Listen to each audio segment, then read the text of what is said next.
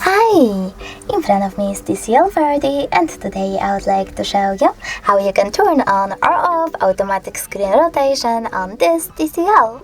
Firstly, access Tab menu and look for Auto Rotate icon. When you find it, just click on it. As you can see, now it's see-through.